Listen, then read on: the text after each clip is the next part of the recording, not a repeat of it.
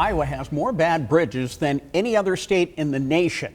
More than 4,400 bridges here are structurally deficient. Boy, that's a lot. The reason that number is so high doesn't lie with the state, but rather with county-owned bridges across our state. KCCI Chief Investigative Reporter James Stratton went to some counties where almost half of the bridges are bad. And Steve and Stacy, the two counties in Iowa with the highest number of bad bridges, both happen to be in our area. Marshall and Jasper counties each have 117 structurally deficient bridges. Both county engineers say fixing them is an uphill battle. The bridges that dot Iowa's rural landscape need help. Thousands of county-owned bridges are in need of repair. It's not as bad in every county, but it's the same problem, just different levels of the same problem in every county. Take Marshall County, for example. There's places underneath where there's exposed rebar. County engineer Paul Geilenfeld knows each of his 243 bridges. Almost half of them, 117, are structurally deficient.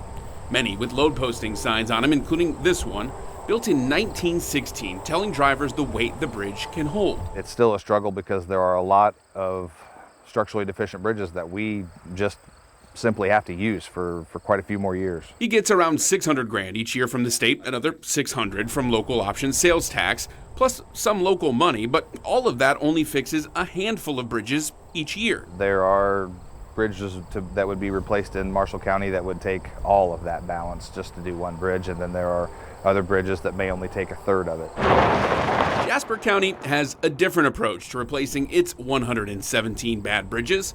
Fix them with county workers. The limit for the DOT is about $93,000. So as long as we can, as long as everything comes up cost-wise under 93, we're good as far as being able to do it in-house. Jasper County aims to fix 5 or 6 bridges each year, both in-house and through bigger projects. I would say as years go on, as we look in out years, especially if material costs keep escalating like they are, then there's going to be some challenges going forward. Still, the two acknowledge that fixing a few bridges a year doesn't quite solve the problem involving hundreds of bridges. There's only so many financially that we can actually replace, and at the same time, while we're replacing bridges as they're aging, more bridges are getting added to the structurally deficient list. A seemingly never-ending problem that county engineers will continue to fight. We have to keep a system of roads that can still serve our traveling public and serve the loads that need to go across.